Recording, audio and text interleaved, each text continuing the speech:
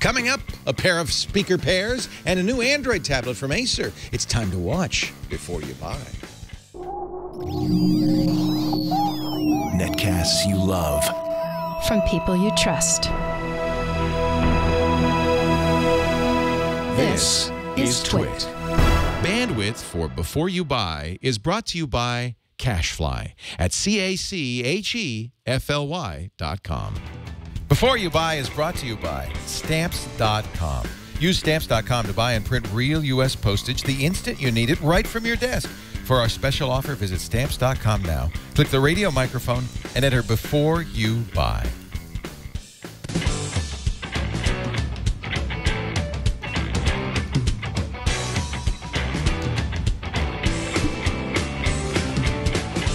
Hey, welcome to Before You Buy, our product review show on the TWiT network, where we take our great TWiT staff and mix them together with a bunch of interesting products and find out what they think. We've got two great reviewers here from our editorial department. Tony Wang is going to join us in just a little bit. Another Nyko gadget for your PS Vita. You love that thing. Are you just going to review everything that comes with PS Vita? Yes, all PS Vita all the time. Good guy. But first, our birthday boy, Jason Howell. Happy birthday. Well, thank you. Thank you very much again. We give you all the Android stuff, partly because you're an Android fan, but also because you're the host of All About Android. Yeah. So this time it's a tablet from Acer, the Iconia. Yeah, this is the Iconia tab. They have a bunch of, tablets and devices in their Iconia series, but this is the A700. And it's an ice cream sandwich tablet, 10.1-inch size. And I'll just let the video, I guess, kind of speak for itself. Let's take a look. Hey, what's up? I'm Jason Howell, and I'm here with the Acer Iconia Tab A700. You get 32 gigs of storage for $449.99. We'll go ahead and round it up to $450. It's a 1.3 gigahertz quad-core Tegra 3 processor with 1 gig of RAM, 32 gigs of internal storage, 1920 by 1200 LED backlit display, has a micro SD card slot that accepts up to 64 gigs of storage, micro HDMI with Dolby Mobile 3 technology, left and right stereo speakers, a 1 megapixel front-facing camera, a 5 megapixel rear-facing camera, there's a rotation lock switch on the top, and finally, this is a Wi-Fi only device, shipping with ice cream sandwich. All right, so first of all, the design. It's not the lightest or thinnest tablet you've ever seen, but it's sufficient. It's rounded on the long sides, as you can see here, and flat on the short sides, which is kind of at odds at how you are likely to hold the tablet, which is in landscape mode. So you get the less comfortable side jutting into the palm of your hands most of the time. It has a rubberized textured back, which kind of reminds me a little bit of the Nexus 7, but for some reason the Nexus 7 feels more premium. This has a flatter feel to it and just kind of feels a little bit less expensive. Otherwise, nothing too astounding about the design. It really has a pretty mediocre and kind of already dated look and feel to it design-wise. All right, now let's take a look at the display, which is really a key differentiator for this tablet. It's very similar spec-wise to the Asus Transformer Pad Infinity, minus the IPS Plus display, which means it's maybe a little bit less bright in outdoor situations. But aside from that, viewing angles are excellent, and just the pixel density on this tablet is very impressive. Now, the front-facing camera is a 1 megapixel camera. It's exactly what you'd kind of expect out of a 1 megapixel camera. It still has a little bit of a blurriness to it, but it'll probably be fine for your video calls. Now, the 5 megapixel rear-facing camera is fine in a pinch. Highlight situations, as per usual in this class of tablet. Take pretty decent pictures. Low light to mid light, you're gonna see a lot of grain in those pictures, and it was just okay. I actually thought the HD video that it records looks pretty decent. Again, in outside situations. Indoors, things looked a little bit grainier, but overall, I was more impressed with the video than I was the pictures on the tablet. All right, now let's take a look at the performance of the tablet. Just jumping around through the OS, I would notice different things like skipping and lagging when I'm pulling up the multitasking bar. Didn't happen every time, but it definitely did as I was using more apps throughout the experience. And that's something that, on similar spec tablets, I wouldn't see as much of. Browsing the web was okay with the built-in browser. Once I installed Chrome onto the tablet, I kind of found a noticeable difference there. Gaming performance, played Dead Trigger, played Real Racing 2, and throughout both of those games, I definitely noticed times where things would kind of slow down and frames would start skipping, and it was kind of a noticeable degradation of the experience. I'd have to say, all things considered, I expected better performance out of it, so I was a little disappointed in that. Now onto the battery. This is sporting a 9800 milliamp hour battery, and it's bulky enough to power that extra resolution in the display. I was able to get through 12, 14-hour days of moderate use with the tablet before plugging it in, and definitely if I left it unplugged overnight, I didn't really have to worry about losing a lot by it being unplugged all night. Now, one thing that I totally noticed on this repeatedly, and it got very frustrating over time, you could see it a little bit when I was touching the lock screen there, is that the touch screen responsiveness on this tablet is really low. It was actually very annoying. There were many times where I was typing on the on-screen keyboard and was missing keys even though I was pressing very solidly with my fingers, swiping where it wouldn't catch the swipe, just operating different apps where the touch, you could definitely tell that the experience was being degraded by the fact that the touchscreen wasn't capturing every touch that you were doing. And that gets really annoying over even a short period of time. So having said all that, let's take a look at the pros of the device. The display is sharp and impressive looking, and the battery performs adequately considering what you've got going on underneath hardware-wise. Now the cons. It's laggy, especially considering its quad-core Tegra 3 innards. The touchscreen responsiveness is very poor. The camera produces less than stellar photos, and its design just feels dated. Overall, the Acer Iconia Tab A700 goes up against some pretty stiff competition in the Asus Transformer Pad Infinity, and for $50 more for the Asus tablet, I would probably recommend that you just spend that and get that tablet. So I would recommend that you not buy the Acer Iconia Tab A700. You can catch my reviews on All About Android at twit.tv/AAA. And thank you so much for checking out my review of the Acer Iconia Tab A700. You could catch Jason Howell's full review also on YouTube, youtube.com/twit, our YouTube channel. You know, you make a really good point. This is such a competitive space right now. There's so many Android tablets out that if there's even a little bit wrong with this, you might as well look at something else. Yeah, and in particular, you know, just kind of realizing that it's $50 more for the Asus Transformer Pad Infinity, which is infinitely, it's a lot, no pun intended, maybe a little bit better than this one. This one just all around has, you know, rough edges. I mean, even down to the design, it's just got these flat edges that just kind of feel kind of Frankenstein-y. The touch responsiveness was a big bummer, and that really got annoying over time. There's a lot of bloatware on here. There's another problem, which is the price. That was a normal price point until Amazon came out with its new Kindle Fire HD. Apple's going to have low-priced, I think, iPads. And, of course, there's the Kindles, the Google Nexus 7 at $200. You're starting to see really a lot less expensive tablets. Yeah, it'll be interesting to see who really pulls ahead. When are we going to see a high-end tablet at $250 or $300? That's what's going to be no kidding, right? Yeah. So not a strong competitor in the high-end marketplace. I wasn't super impressed. I think, you know, if you're in the tablet market and you're willing to spend close to $500 for a tablet, you expect it to be drop dead awesome. I agree. And this absolutely wasn't. And the Infinity is. Yeah. Thank you, Jason Howell. Catch Jason's work, of course, every weekday at 10 a.m. Pacific, 1 p.m. Eastern on TNT, our daily dose of tech news, and then once a week on All About Android. Mondays, you keep moving it around. I keep moving it around on you. Tuesdays 5 p.m. Pacific. All right. Thank you, Leo. Thank you, Jason Howell. Happy birthday. Thanks. We're going to review next week. I will have a Kindle Fire HD, the 7-inch version. We'll review that next week. And even though it is based on Android, I don't think we'll be calling that an Android tablet. It's a little different for sure. But at a very different price. So we'll take a look next week. We'll also be dropping my phone off a building. Whoa. We just got these, so we didn't have time to review them for today's show, but the new ballistic cases, this is for a Samsung Galaxy S3, and Lisa's got hers on her iPhone 4S.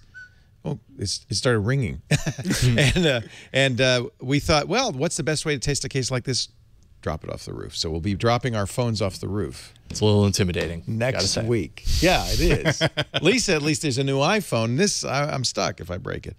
Now, let's say hi to Tony Wang. Tony is the editor-in-chief, the chief editor here at the TWiT Brick House, our longest. You've been with us longer than any other editor. Yes. Yeah, love having you here. He's a camera hound, but he loves even more than his cameras. He loves his PS Vita. This is a new accessory for the Vita. Yeah, it's a Nyko speaker stand for the PS Vita. And Tony's got a little review for us. Let's take a look. I'm Tony for TWiT, and today I'm reviewing the Nyko speaker stand for the PlayStation Vita. The Nyko speaker stand is a very simple product where you can dock your Vita while you're charging it, and it's got speakers built in on each side. So I'll show you guys how it works. You dock it in, and there's actually a power button in the front, and you press the button and it would turn the unit on, and you can see it has a pretty nifty blue glow that matches your PlayStation button on your Vita. First impression of the unit, it's very well designed. Its shape and form factor is functional, but build quality is a little questionable. It doesn't feel as solid as, let's say, their power grip for the Vita. There is a line in on the back of the unit, so you could plug in using 3.5mm audio jack. Any other devices that you have that plays audio. Pros and cons. The audio quality is not too bad for the price you're paying. It's definitely better than your built-in Vita speakers. And as far as I can tell, it is the only speaker stand in the market right now for the PlayStation Vita. Con, the build quality is not as good as I like it to be. It does feel a little fragile and hollow at times. And the audio quality is not as good as other Bluetooth speakers. But those units cost more. Buy, try, or don't buy, I'm going to give it a try. It is the only speaker dock out there for your Vita, and it gets the job done. I was able to watch movies, listen to music on this. Build quality is just not what I expected. You know, it's not as good as their Nyko's other products.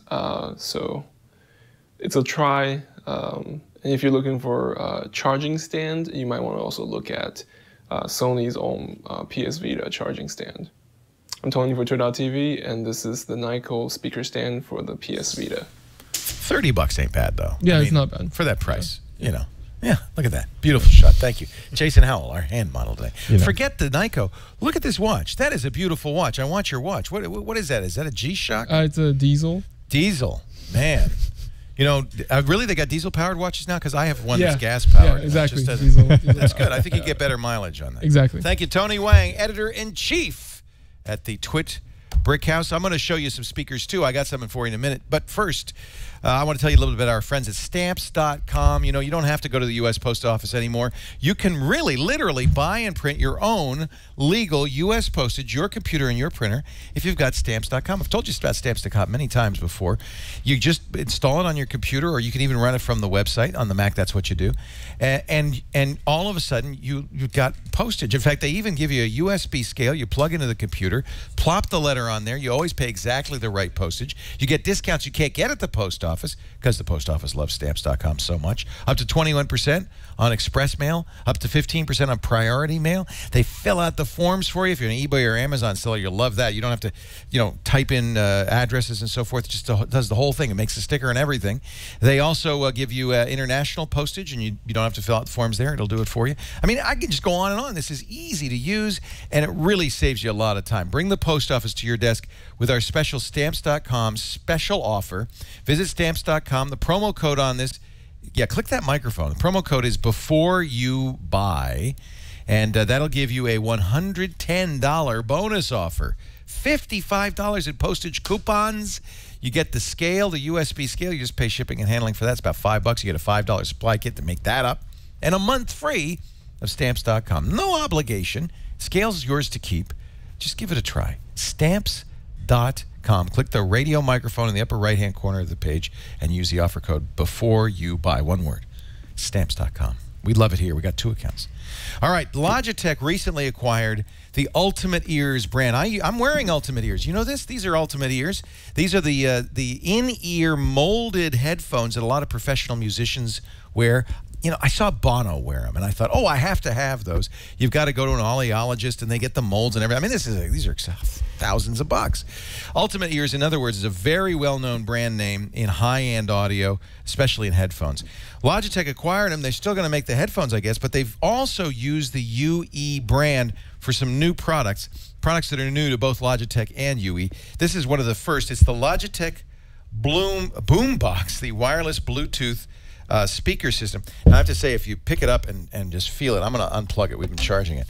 It just feels great. Battery power, battery life is great. 5 or 6 hours, enough for a couple of CDs or more. It's loud, but mostly it just looks great. I mean, just imagine yourself walking down the street with your UE Ultimate Ears Logitech boombox. You just be the coolest guy in town, or hanging it here like this. Boom, boom, boom.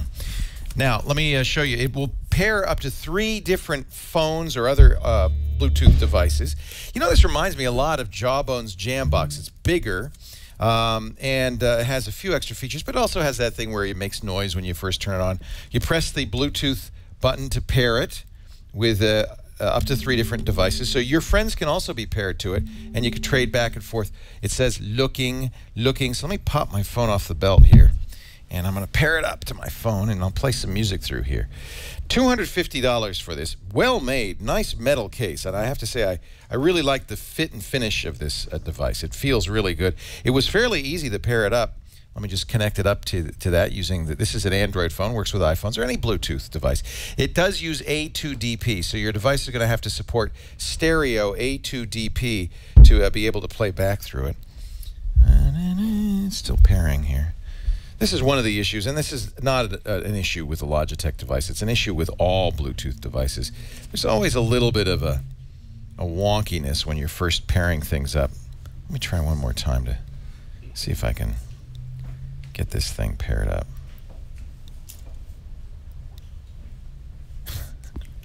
It was playing a second ago. How about yours? Chad, our camera guy, Chad Johnson, was using it. Can you play?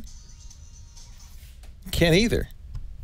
All right, well, there's problem number 1. And there it is. Now it's connected. All right, I'm going to play some... wait a minute. I just disconnected. Try that again. There. You hear that? I think that's me being connected to it. Once you're connected, now I can play music, and I'll play it back for you just so you get an idea of what it sounds like. Here's something you probably... Now we're playing this into a microphone, so you hear the sound. It's a good loud sound. I can control the volume both on my phone and on this big rocker switch on the side of it. It goes, they say 50 feet, but our experience with Bluetooth is it's about 30 feet. Now, you're not going to probably notice this on our live feed, but I have to say, sound quality is good, but not great. The bass seems to be missing, which is too bad. I mean, given the size of these speakers, I guess they could have somewhat better bass. It sounds great for jazz. I played a lot of jazz through it, and it felt really good. And you know where I would use this? I would use this for audiobooks. And for voice, this is actually superb. Are you playing music on this? Would you stop? I'm trying to use this here, Chad. That's one of the cool features, is that up to you and up to 2 other friends can all play music on this one after the other, not at the same time. Here's some voice stuff. Up more than. Oops. Do it again.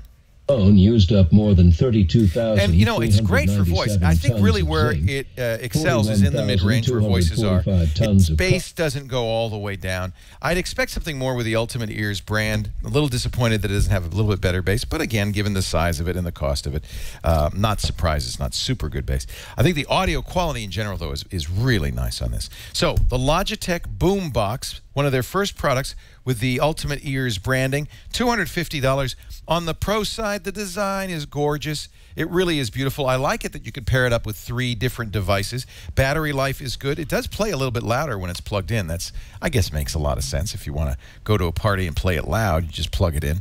And it really is portable. Go ahead. Let's play some Black Eyed Peas. Let's see. This is Boom, Boom, Boom. It has some good bass on this thing. I'm feeling it.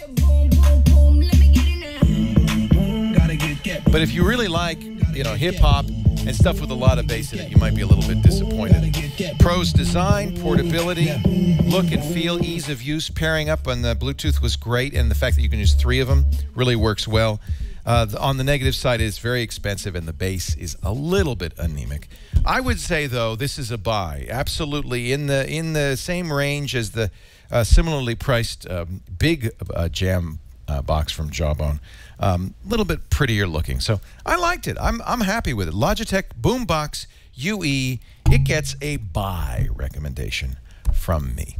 Hey, that's our Before You Buy episode. If there's something you'd like to see, and we're going to, by the way, we're entering in a very busy gadget period. As I mentioned, the Kindle HD7 next week. We're going to review these ballistic cases for both the iPhone, and I'm really pleased to say one of the first cases for the Galaxy S3. That should be a lot of fun.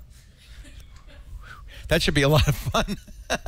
And lots of new computers coming out, Windows 8 machines, tablets coming out. So this is going to be a very busy season. But if there's something you would like us particularly to review, just email byb@twit.tv. You'll get our esteemed producer, Nicole Lee. And she's been really good at tracking down the stuff you want to see. So let us know. And if there's a reviewer you'd particularly like to see more of, let us know that too. You can always watch our individual reviews on our YouTube channel, youtube.com/twit. Thanks to Chad Johnson running our handheld camera there and playing boom, boom, boom, little Black Eyed Peas. To Brian Burnett, our technical director, thanks to you for joining us. And we'll see you next week. Remember, you got to watch before you buy. See ya.